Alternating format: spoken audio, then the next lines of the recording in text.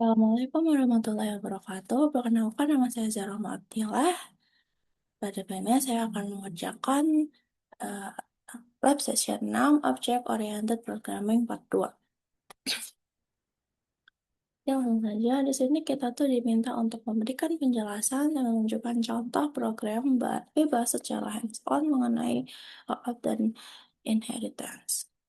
Langsung saja kita akan membuka sebelumnya.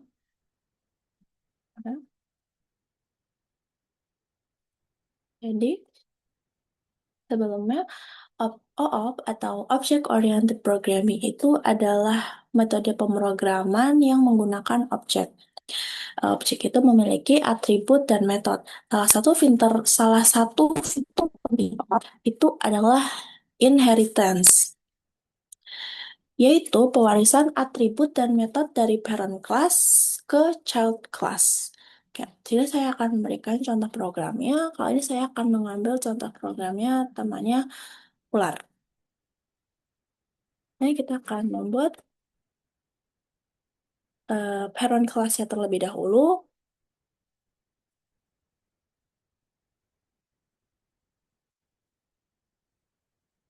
Oke, lalu kita akan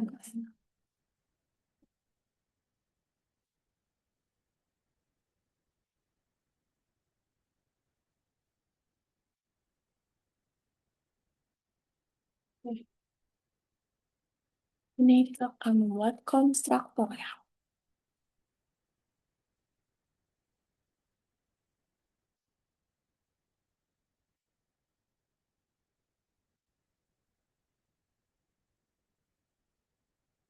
Konstruktor ini digunakan untuk menganalisis atribut nama.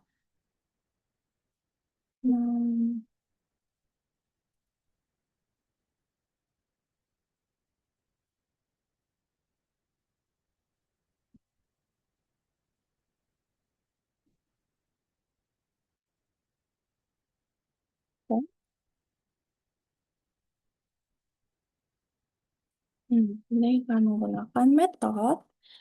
Mata caranya eh, untuk menggambarkan perilaku umumnya, perilaku dasarnya perilaku umum. Akan menggunakan suara. Itu,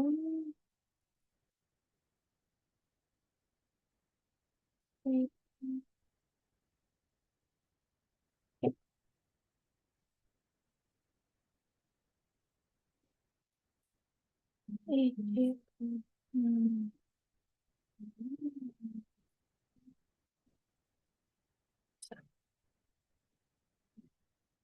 Kok desis, decision.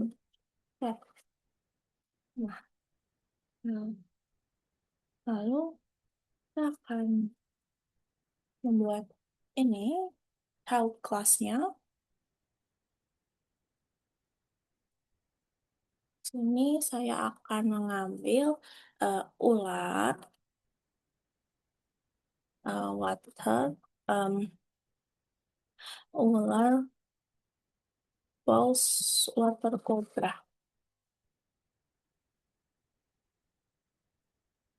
Hmm.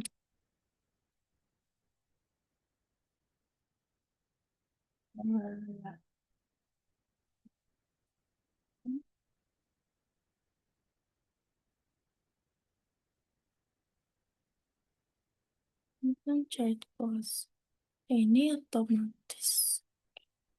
Lalu kita akan menambahkan method overridingnya ya. Udah ini. Dan suara. So,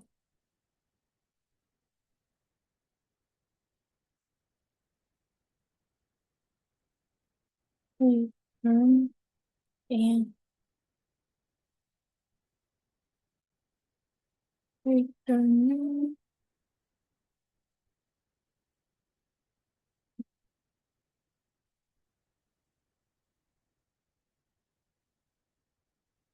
soalnya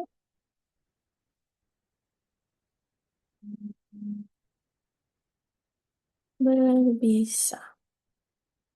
Kebiasaannya itu dia tuh baru bisa di bagian belakang.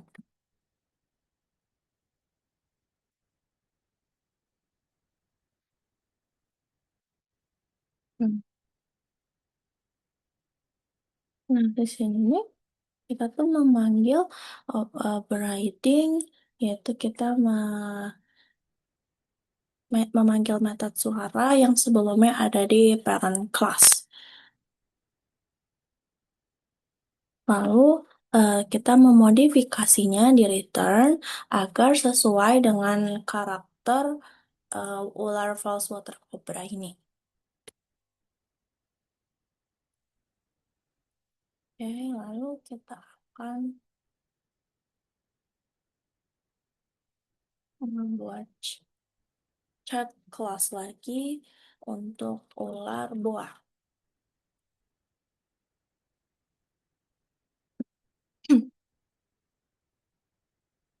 Ular boa.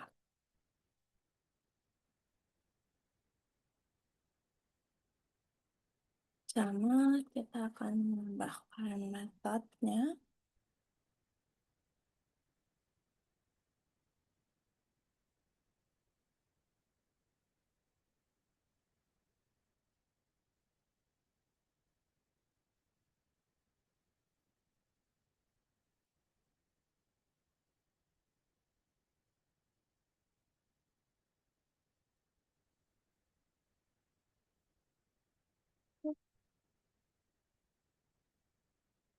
Hmm, return. Aku di sini terus.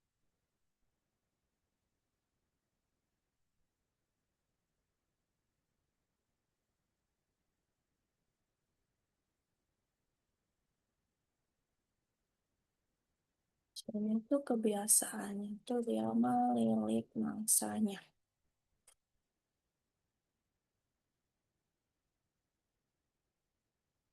Suaranya sedang. Kita akan membuat objeknya. Kita akan membuat objeknya.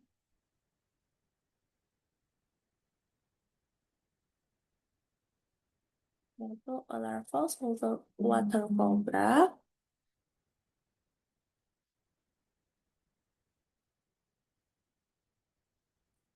Larval water cobra.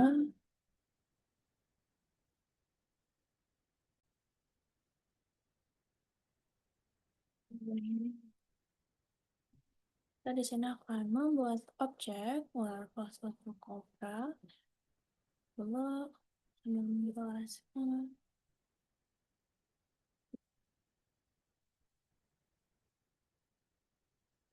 cobra false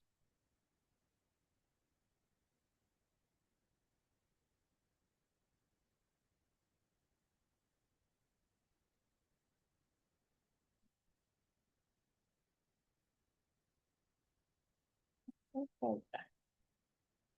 Lalu objek selanjutnya oh, wah.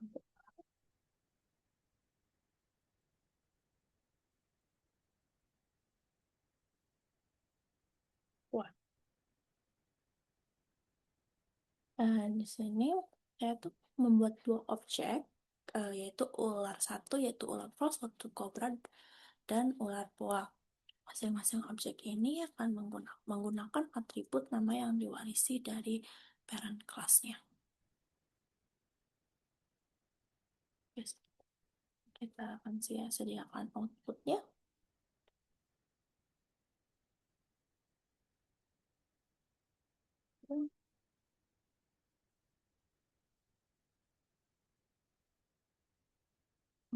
Hmm,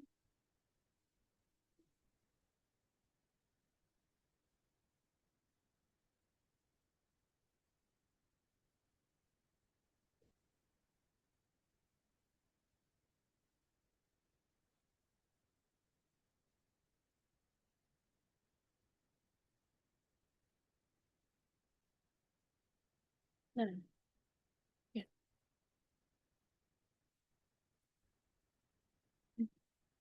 Nah, jadi pemanggilannya atau outputnya itu lewat kita tuh memanggil lewat suaranya, metode suara dari kedua objek. Walaupun metodenya dipanggil sama, outputnya tuh bakal beda tergantung objek yang kita masukin atau kebiasaan ya, kebiasaannya. Nah, di sini tuh termasuk contoh polim po- polim polimorfisme, ya, di mana suatu perilaku di mana di mana satu satu metode menghasilkan perilaku yang berbeda. Ini kita akan simpan dulu. Selama di sini saya sudah membuat filenya biar mudahan langsung simpel. Kita akan coba panggilnya di CMD-nya.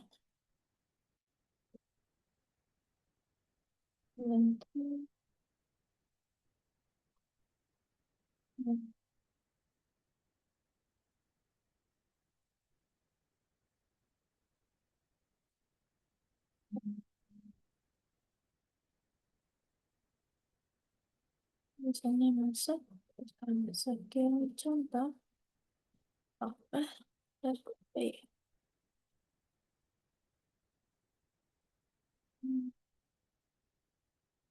sejadi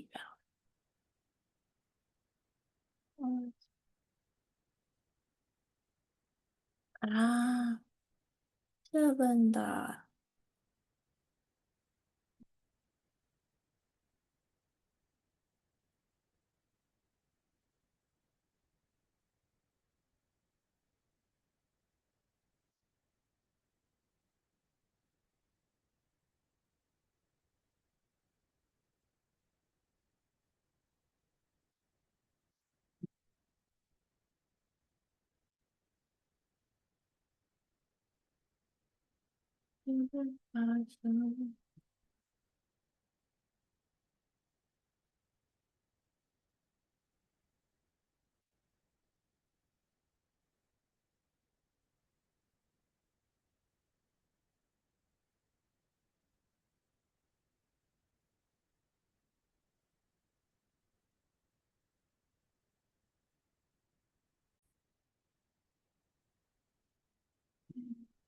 Iya, tadi tuh ya, ini ternyata untuk underscore.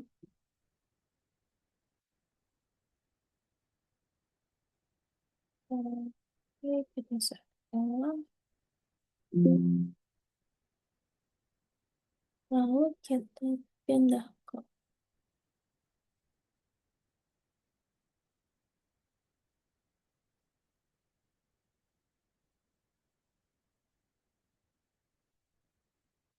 ya, Pulse ular kobra berbisa di bagian taring belakang dan tidak mematikan lalu ada bawah misalnya. Nah,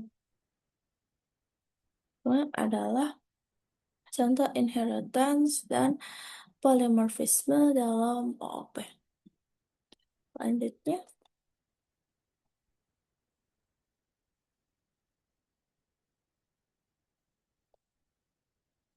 ini saya akan menjelaskan unit project, tunjukkan dan jelas mana bagian merupakan parent and child class-nya. Lalu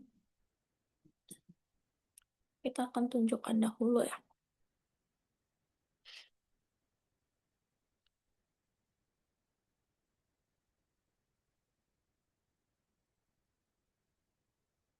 Kita akan tunjukkan. Nah, jadi di sini tuh parentnya tuh ada kelas network device, lalu sebagai parent class ya karena dia menyimpan atribut umum seperti hostname, IP address, sama staff. Nah, di sini tuh sih juga ada metode cek status untuk mengecekkan konektivitas dasar ini. Lalu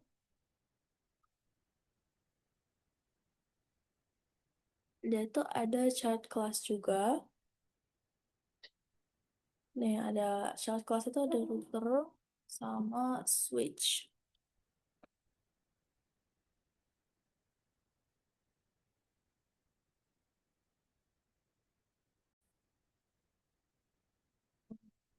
Di kedua child child di kedua kelas child ini dia tuh mewarisi network device, mewakili parent class yaitu network device dan melakukan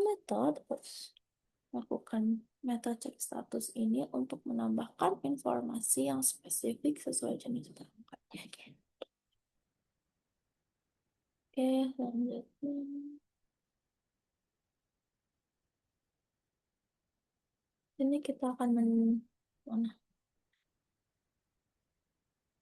Kita akan mendemonstrasikan bagaimana kontrol kelas bekerja dalam mengelola list objek.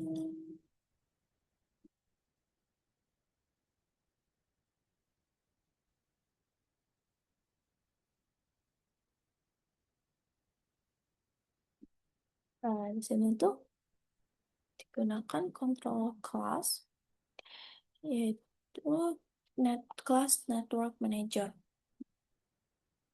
Network manager ini punya dua atribut utama yaitu eh, registered device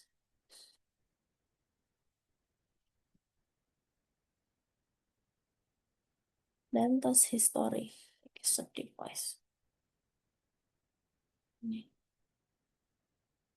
Kelas ini tuh juga bertugas untuk menambahkan perangkat ke seperti menambahkan perangkat ke inventory, menjalankan pengecekan seluruh program, lalu mencatat hasil pengecekan baik sukses maupun error. Jika sukses, lalu kita akan mencoba running. Lalu,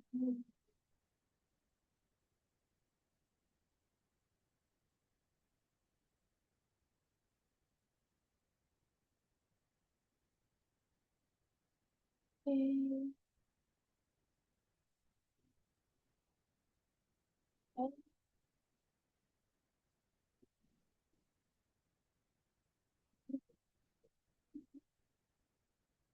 Hmm,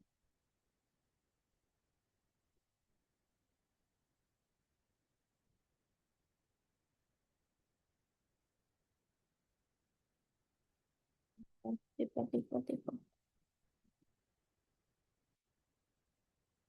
Hmm. Nah, ya. Pertama, saya akan menambahkan perangkat. Kita akan menambahkan router terlebih dahulu. Pasti pusat.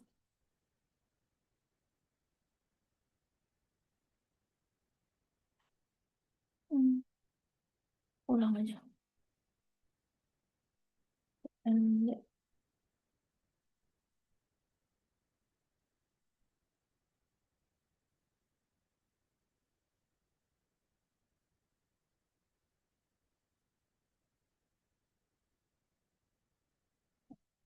kita akan menambah perangkat dahulu. Di sini kita akan menambah router dulu ya. Lalu kita hostname-nya contoh. Hmm, oh iya,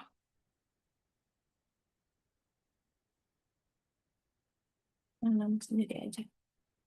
Kita masukin hostnya, lalu kita masukin IP address atau nama kan 1.1 ya. Ya, lalu kita akan menambahkan switch. Dan kita masukin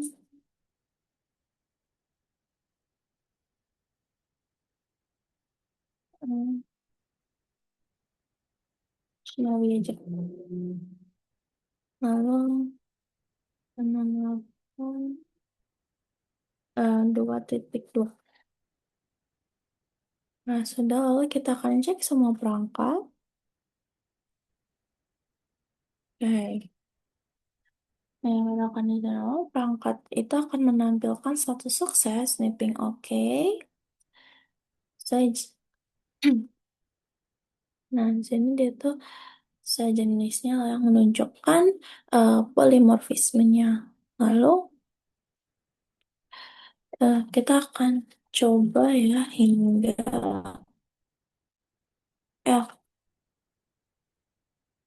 ini lumayan susah ya mendapatkan error.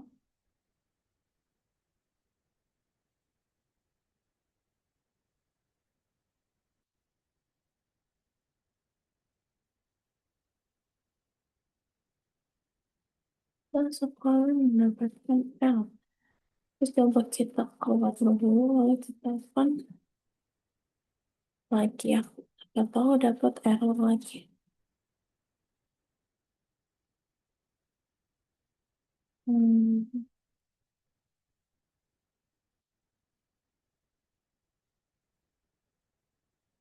Kebalik. Hmm. Nanti coba ya. Terus ada.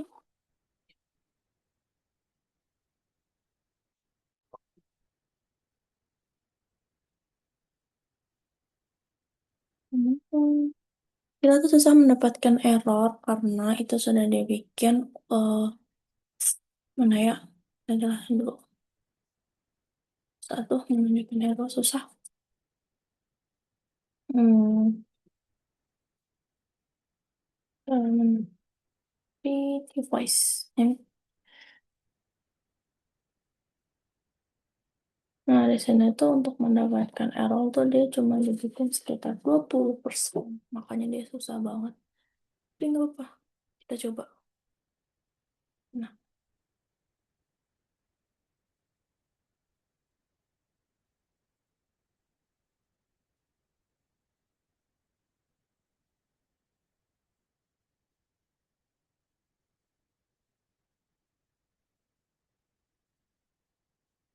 dia dapat nih error. Karena dia sendirian ya mungkin ya. Nah, ini error. Nah, jika error atau timeout ini, programnya tuh dia nggak langsung berhenti karena dia tuh ada exception yang ada exception di manager dia tuh menggunakan try except. Nih, mana? Gerak-gerak. Hmm. Dia nggak langsung eh apa namanya? Naon ya? Dia tuh nggak langsung error karena dia sudah ditangani oleh try except. Nah, error tersebut tuh dia dilempar dari device menggunakan Rise Connection Error.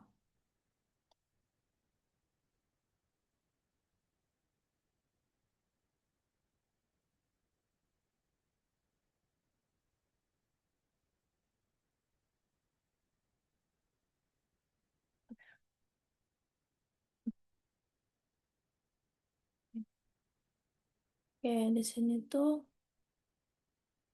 lalu eh, tantangan terbesar dalam ini project seperti yang di soal. Nah, ya. Nah, di sini tantangan dalam menentukan semua kelas itu untuk aku sendiri itu pertama tipe. Contohnya tadi di program yang aku buat sendiri itu tipenya nggak ada habis-habisnya. Dan semua orang pasti kayak gitu. Lalu menyatukan semua kelas itu menjaga konsistensi agar antar kelas itu terutama dalam penamaan atribut, pemanggilan metode atau file, lalu Jika misalkan karena tuh jika kalau kita kesalahan penulisan metode atribut, kayak tadi tuh aku sempat ada tipe di antara contoh project yang di antara huruf besar sama huruf kecil, itu program bisa error juga. Nah, penting itu saja untuk aku, dia tipe. Nah, sekian dari saya, sekian dari mini project ini. Eh, Terima kasih. Wassalamualaikum warahmatullahi wabarakatuh. Ini enggak ada.